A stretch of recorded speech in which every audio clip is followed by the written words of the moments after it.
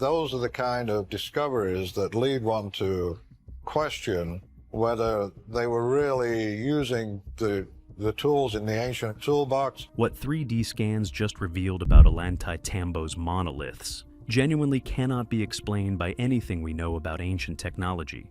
The scanning team examined these 50-ton granite blocks down to fractions of a millimeter and found zero tool marks. Not faint marks, not weathered marks. Absolutely zero evidence of any known ancient cutting method. No percussion patterns from stone hammers, no scratch marks from bronze chisels, no grinding striations. What they found instead sent shockwaves through the research community. Smooth, flowing surface transitions that look almost melted. Molecular-level polish that modern industrial equipment struggles to replicate. What we see is a culture who have got the technology to quarry giant blocks of stuff. Joint surfaces maintaining parallelism within 0.02 millimeters across spans over 10 feet. Tolerances tighter than a human hair on granite blocks the size of delivery trucks. The technology that created these monoliths doesn't match anything from the ancient world, and that's only the beginning of what these scans uncovered. The story they want you to believe. High in the Peruvian Andes, nearly 10,000 feet above sea level, stand 6 colossal monoliths that shouldn't exist. Each weighs around 50 tons. Each rises over 13 feet tall. Each one fits its neighbor so perfectly that you can't slide a razor blade between them. Every textbook tells the same story. The Inca built Ollantaytambo around 1440 CE. They quarried these massive granite blocks from a mountain called Cachicata, 4 miles away across the Urubamba River Valley. Thousands of workers shaped the granite with stone hammers, moved the blocks with wooden rollers, and finished them with bronze chisels. They dragged 50-ton stones down one mountain, across a raging river, up another mountain, using nothing but rope and muscle. Here's the catch. The physical evidence completely contradicts this narrative. Tour guides repeat this story every single day. Archaeologists have built entire careers defending this timeline. Universities teach it, documentaries. Presented as settled fact, but the 3D scans just prove them all wrong. What the technology actually found. These stones are granite, measuring 6 to 7 on the Mohs hardness scale. Exceptionally hard material, similar to quartz.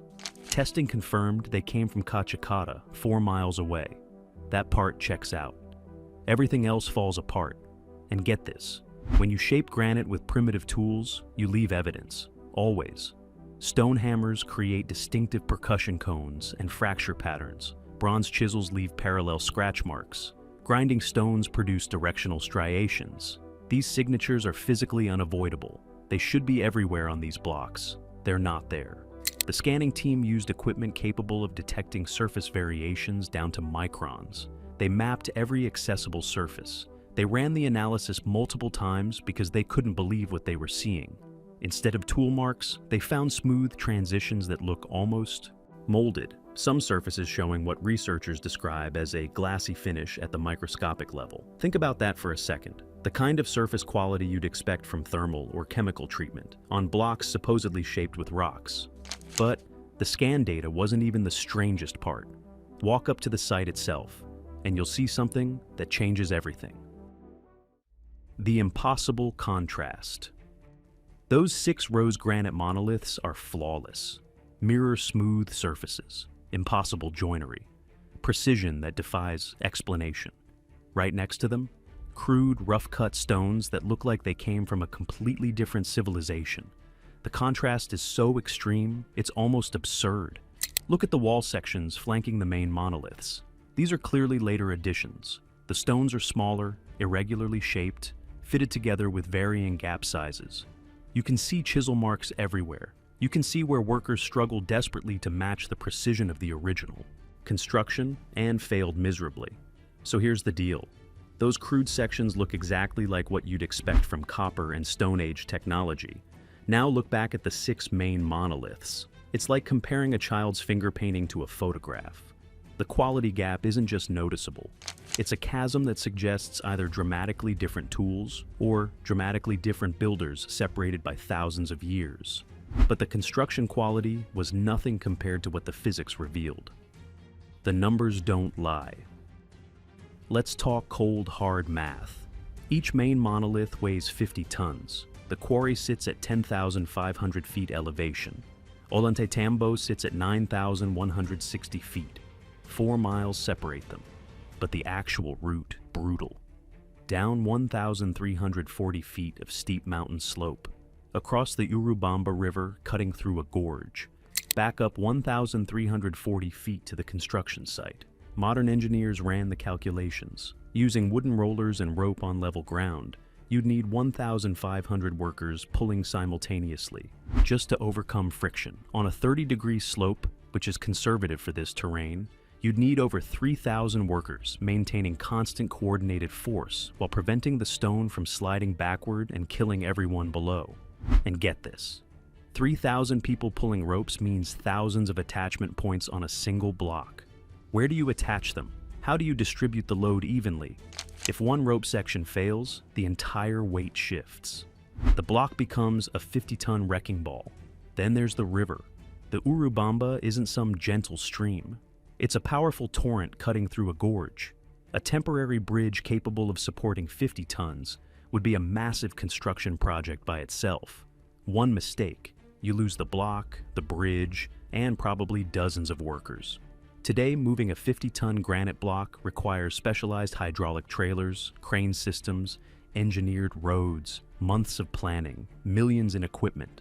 They supposedly did this dozens of times with rope, and wood, while achieving precision that beats modern industrial standards.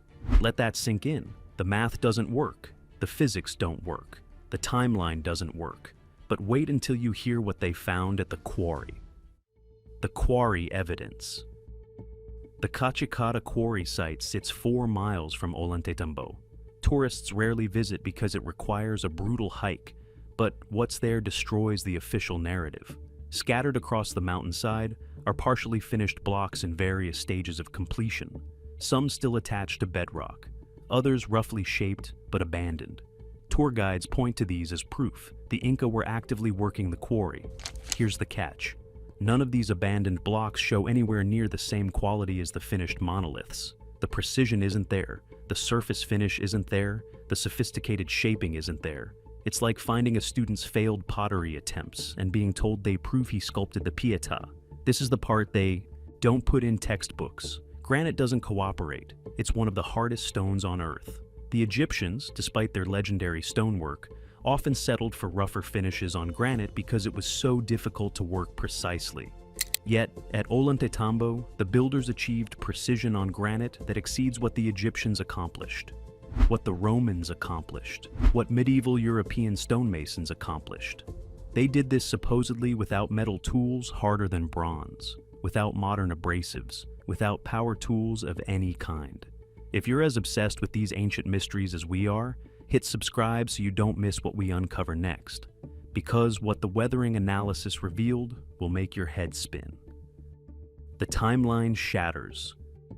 A geologist from Peru's National University analyzed weathering patterns on the monoliths. Feldspar crystal. Weathering rates in the Andean climate can be calculated with precision.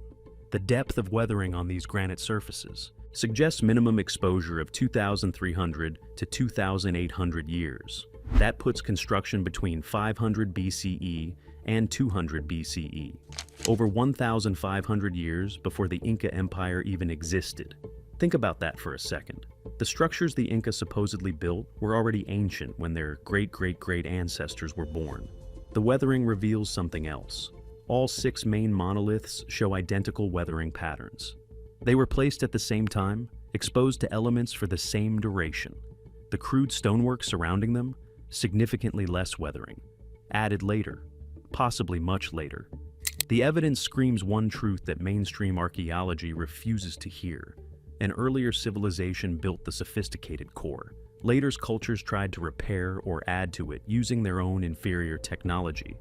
But the surface evidence was about to be overshadowed by what they found underground. What lies beneath? Ground-penetrating radar from late 2024 detected anomalies beneath the temple platform. Buried, Its structures extend at least 15 feet below current ground level. The radar data showed regular geometric patterns underground, straight lines, right angles, organized layouts. These aren't natural formations. Something built and structured lies beneath the current temple complex, and it predates everything visible above. So here's the deal. If the visible monoliths date to 500 BCE or earlier, what age are the structures buried below them? The team needs excavation permits to investigate further. Whatever's down there could rewrite everything we think we know about South American prehistory. But the buried structures weren't the only thing that defied explanation. The precision measurements would challenge everything we understand about ancient capabilities. Precision that shouldn't exist. The scans documented joint surfaces maintaining parallelism within 0.02 millimeters across spans over 10 feet. A human hair is 0.07 millimeters thick. They achieved tolerances tighter than a human. Hair on 50-ton granite blocks, using tools that supposedly couldn't cut butter. Imagine the process. You have a 50-ton block of granite. You need to shape one face so perfectly flat that any deviation cannot exceed the thickness of a business card across the entire surface. Modern machine shops use granite surface plates as precision references. These are manufactured with computer-controlled grinding, checked constantly with laser equipment. Achieving 0.02 millimeter tolerances across large granite surfaces is considered challenging even with modern technology. The builders at Ollantaytambo did this on all mating surfaces of multiple 50-ton blocks. Then they positioned these blocks together, maintaining that precision. They couldn't see the joint while lowering the block. They couldn't reach under to check alignment. They got essentially one chance. Yet they did this successfully, over and over. The joints are perfect. The walls are plumb. The structure has stood for millennia. And get this, several monoliths have mirror polish finishes. Microscopic analysis found no evidence of abrasive grinding. Grinding leaves microscopic parallel scratches. These surfaces show molecular-level smoothness comparable to modern chemical or thermal treatment. This is the part they don't put in textbooks. Professional stone polishers today, using power tools and modern abrasives, spend hours creating mirror finishes on small countertop sections.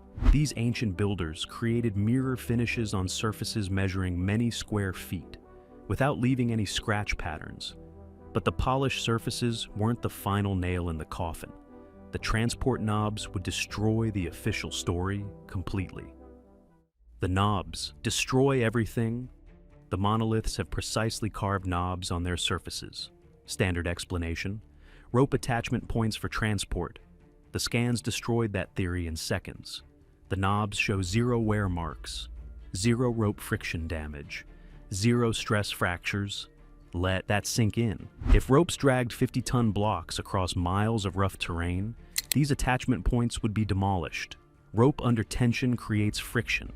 50 tons creates enormous tension. Dragging that weight would cause ropes to saw back and forth relentlessly. In maritime and industrial settings, ropes under heavy load leave deep grooves in wood. They wear through metal over time. They polish smooth any surface they contact. The knobs at Ollantaytambo, pristine, edges crisp, surfaces clean. They look like they were carved yesterday. Either the knobs weren't used for transport, meaning we have no idea how the blocks were moved, or the standard explanation is a complete fabrication. The truth they've been hiding. When researchers finally mapped the construction layers, the room went cold. 3 distinct phases. Highest quality work with impossible precision forms the foundation. Medium quality additions showing competent conventional stonework came second. Crude repairs matching known Inca capabilities came last. This exact 3-tier pattern appears at Sacsayhuaman, at Coricancha, at Tiwanaku, consistent across the entire region. Spanish chronicles from the 16th century recorded something that changes everything. When conquistadors asked the Inca about structures like Ollantaytambo, the Inca said they didn't build them. The structures were already ancient when their ancestors arrived, built by a previous race with powers beyond normal humans. Modern scholars dismiss this as mythology. But what if the Inca were telling the literal truth? What if they genuinely didn't know who built these structures, Because the original builders existed thousands of years before the Inca Empire rose to power? This explains the quality contrast. It explains the timeline problems. It matches the weathering data. It fits the pattern at every megalithic site where sophisticated cores are surrounded by inferior later additions. The Inca were master builders. But when you compare their best work to the sophisticated cores at Ollantaytambo, there's no contest. The original builders shaped stone with precision that challenges modern understanding, and the 3D scans just proved it. Somewhere in our distant past, a civilization possessed technology we can't explain and built monuments we can barely comprehend. The evidence is carved in granite, preserved in weathering patterns, and now confirmed by laser scans accurate to fractions of a millimeter. Do you think we're looking at proof of a lost civilization? Or is there an explanation mainstream archaeology is missing? Drop your theory in the comments and subscribe for more forbidden archaeology. Because Ollantaytambo might be just the beginning of what's been hidden from history.